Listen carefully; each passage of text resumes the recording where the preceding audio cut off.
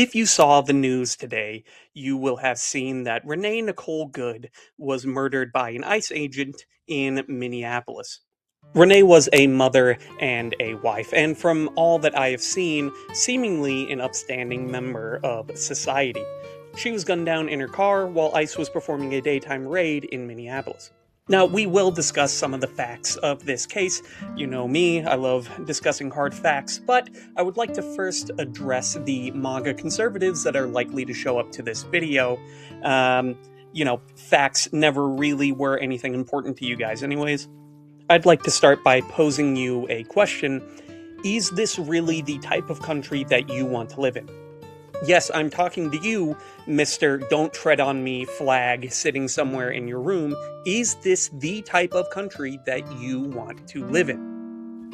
This is third world shit, dude. This is third world shit. Do you want to live in a world where protesting, observing, or just being in the vicinity of a government agent is fair game to get killed? That is the governance of an African warlord. That is not the governance of the United States of America. I'm talking to you, Second Amendment types, you Don't Tread on Me types, your Law and Order guys. Do you really want to live in a country where these people can just kill you and that's fine? Since you guys like to preach about moral depravity, here's some reactions from Facebook. This should be a lesson for all. Don't get in the way of agents or you might die. Again, don't tread on me, Second Amendment rights, you know how it is. She is now saying, damn, that was stupid. This is a comment about a woman that was shot multiple times in the face. Just remember that. Finally, someone with marksmanship skills, only 2 shots. I can't believe that your family members have to look at that comment. So again, my Second Amendment rights people, my Don't Tread on Me people, is this the world that you want to live in? I'm guessing that the answer is probably no. However, I do recognize that you will never admit that because you are incapable of putting up any kind of resistance to this administration. As for the rest of the sensible Americans around the United States, I'm pretty sure that the answer is no. We don't want to live in a situation like this either. If you don't believe me, I think that the answer will probably become obvious around the midterm times, but we'll just have to see how that shakes out. Anyways, let's talk about some of the facts around this case. Let's talk about the moment of the shooting. The shooting begins with Renee sideways in the road around the ICE officers in her car, and she's allowing another vehicle to pass in front of hers. She attempts to wave through a silver truck, unbeknownst to her, containing ICE agents. As she attempts to wave the ICE agent's truck through, other ICE agents begin to surround her vehicle. Just come up and check it out from a couple of different angles, including one officer that was angled slightly off to the front. The officers in the truck get out and begin to tell her that she needs to exit the vehicle. They come up to her window and try to open her door. She reverses and then begins to pull forward, attempting to get out of the area. As she pulls forward, the ICE officer that was off to the front of her vehicle pulls his weapon and fires 4 rounds. The first going through the windshield and the remainder of them going through the driver's side window. I believe 2 of them hit her. Now let's talk about a couple of theories that have been floating around. Firstly, there's been a lot of talk online that Renee hit the ICE agent in front of her vehicle. There's a couple of things that I think is wrong with that assessment. Firstly, from the multiple angles of this video that have been released, a couple of things are obvious. A, her wheels were pointed away from the ICE agent. Now, that alone is not exculpatory.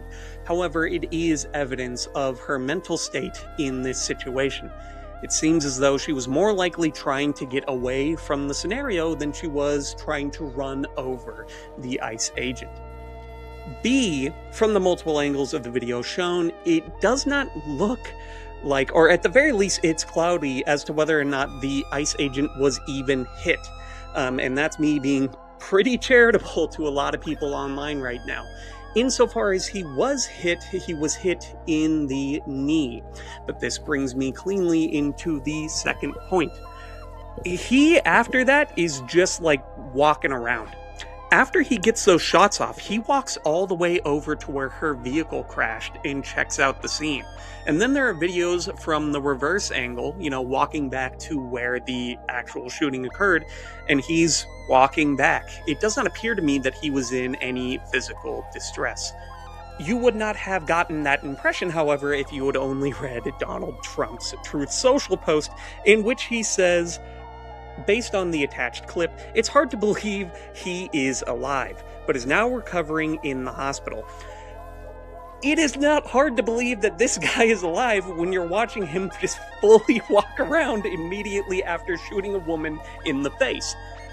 It's also come up a couple of times whether or not this ICE agent will see any legal repercussions. Now, something I should say here is that it is far too early to tell, and we are only getting all of this information from a couple of different sources, and nothing very hard and fast has been laid down.